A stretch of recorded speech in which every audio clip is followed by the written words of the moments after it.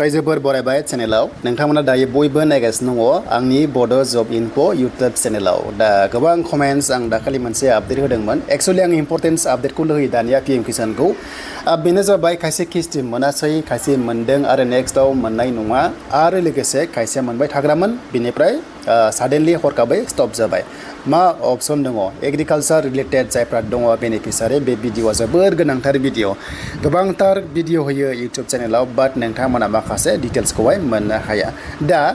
recently आंजोंहाय सावरायदों जिनोखि बिथां एग्रिकालचाराव मावग्रा जिनोखि एमप्लयि दा बिथांमोना बे खामानिखौ मावगासिनो दङ बेनो जाबाय फार्मार्स आइडि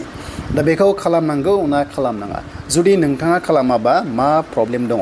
आरो जुदि नोंथाङा खालामोबा नोंहा मा मुलाम्फा दङ बेखौनो जों नैबे भिडिअआव गासैबो सावरायगोन भिडिअखौ एसेबो दाननाङा खायसे खायसे दाननानै डाइरेक्ट कमेन्ट्स खालामो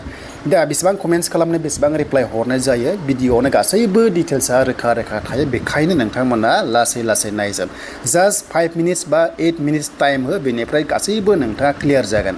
दा बेखायनो जों सावरायगोन पीएम किसाननि आपडेट लोगोसे किस्ति आरो लोगोसे एग्रिकालचाराव मा स्किम दङ बेजों रिलेटेड बे फार्मार्स आइडिया मा बेखौ आं नोंथांमोना दा A to Z खोन्थाबावनो आखायाव लाबाय स' बेखायनो भिडिअखौ दायो नोंथांमोना नायदो दा बेनिफ्राय आंनि सेकेन्ड चेनेला दिनैनिफ्राय बन्द जाबाय माने डिमनेटाइज जाबाय थाइसेबो मोनला माखासे गोरोन्थिनि थाखाय सिगांनि भिडिअ आरो रिसेन्टलि मोनसे भिडिअ होदोंमोन जायनि जाहोनाव इउट्युबनिफ्राय सासपेन्ड जाबाय दा नैबे मेन चेनेला दंथ'यो दिनैनि उनाव मिथिगोन बियो मा जागोन इभिनिंआव नोंथांमोना हरनि बारथानि गेजेराव आपडेटखौ मोननो हागोन कि बे थागोन ना थाला आरो थ' जियानो जा जुदि थालाबा मोनसे चेनेल दङ डिसक्रिपसनाव होदों आरो चेक खालाम जे आंनि मोनसे आदाफुंखा लाइफस्टाइल होननाय दङ बावहाय नोंथांमोना आपडेटखौ मोनबाय थागोन खुनु टेनसन गैया गोमाना थाङा चेनेला नोंथांमोना लासै लासै माने आंनि चेनेलावनो मोनफिनबाय थागोन आरो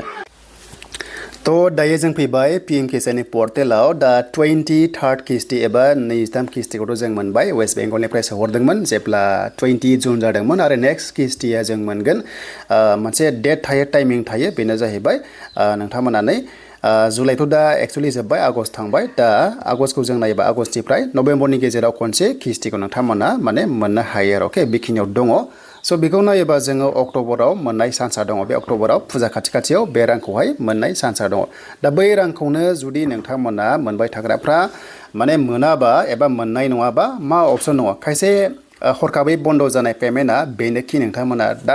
सिगां जोङो आदार सिडिं लेन्ड सिडिं खालामनांगौमोन बेबो नंगौ नंनाया नाथाय गोदान सरकाराव रुल्स फैबाय थायो दा जोङो एग्रिकालचारावथ' गोबांथार आपडेट फैबाय थायो बेखौथ' जों एक्चुअलि बयबो मिन्थिया दा बेखायनो आंनिफ्राय personal view and opinion and observation दङ जेब्ला गोदान आपडेट फैयो अब्ला एग्रिकालचार अफिसाव माखासे फिल्ड वर्कार्सफोर थायो अके जेरैहाय एग्रिकालचारेल एक्सटेनसन एसिस्टेन्ट जायखौ जों बुङो ग्राम सेबक गोरलै खोथायाव थ' बिथांमोना गामि थांनानै मोनसे एवारनेस प्रग्राम खालामनांगौ जुदि गामियाव थांनो हायाब्लाबो मोनसे BCDC सेक्टर वाइसआव थांनानै मोनसे प्रग्राम लानांगौ बेनिफ्राय फार्मार्सफोरजोंहाय सावरायनांगौ कि माने मा फैदों मा फैयाखै ट्रेक्टर फैदों मेसिन फैदों माबादि साबसिडि फैदों माबादि जोलैफोर फैदों स' बेफोरखौ गासैबो माने एवारनेस प्रग्राम खालामनानै रायजो राजाफोरनो फोरमायनांगौ अब्लासो मोनथियो जेरै ब्लक अफिसनिफ्राय गाव सभा जायोब्ला गाव सभायाव मा फैदों मा फैया गासैबो स्किमफोरखौ खोन्थायो बेनिफ्राय माखासे थांखि रिजल्युसन लानानै खामानि मावो थिग बेबादिनो एग्रिकालचारनिफ्रायबो गामि थांनांगौ हयथ' BCDCआव थांनांगौ अब्ला गासैबो फार्मार्सफ्रा क्लियार जायो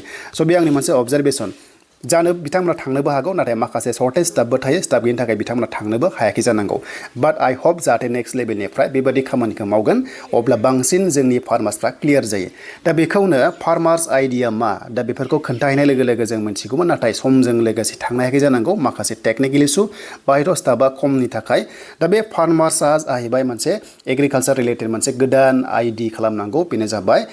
मोनसे बियो लिंक जायो एक्चुअलि आधार कार्डफोरजों एकाउन्टजों गासैबो नोंनि डाटाजों लिंक जायो गासैबो एड्रेसखौ लायो नालाय आरो बे फार्मार्स आइडि खालामनायाव लेन्ड माने आपडेटखौ डकुमेन्ट्सखौ नांथारगौ माने हानि फोरमानखौ नांथारगौ जाहैदों अके आरो बेबो जाबाय मियादि जाथारनांगोन होमबासो जागोन सरकारि हाबा माने जानाय नङा दा फरेस्ट रिजार्भनि हाया मा जागोन आं बेखौ आपडेटखौ नेक्स्टआव सोंबावगोन बिथांनावहाय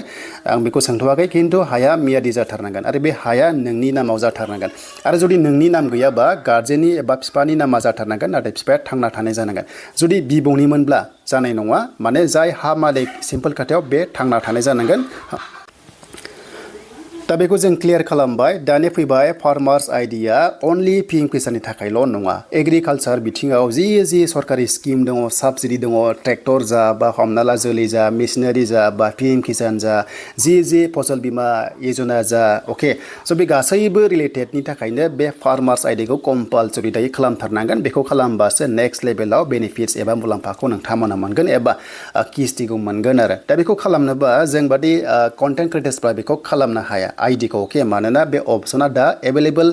जोंनि इन्डिभिजुअल बेबादि फैथ'वाखै खालि मा जेनाखि ग्राम सेबकफोर एबा एग्रिकालचार अफिसाव मावग्रा बिथांमोनासो मोनसे गावसोरनि पार्सनेल इउनिक आइडि थायो बे इउनिक आइडिजों लगइन खालामनानैसो बे आइडिखौ फार्मार्सफोरनो खालामना होनो हायो आरो अके स' बेखायनो जोङो दा अनलाइन प्रसेस खालामना दिन्थिनो हायाखै आं बेखौ सोंबाय माने जास्ट ग्राम सेबकआल' बिनि आइडि मोनबा बे आइडिजों खालामना होनो हायो जुदि आइडिखौ आं मोनबा आंबो खालामना होनो हागोन बे टाइपनि आरो सिम्पल खोथायाव दा बेखायनो जोंनि खामानिया जाबाय नोंथांमोना रायजो राजाफ्रा एग्रिकालचार अफिसाव थांनानै ग्राम सेबकखौ लोगो हम माने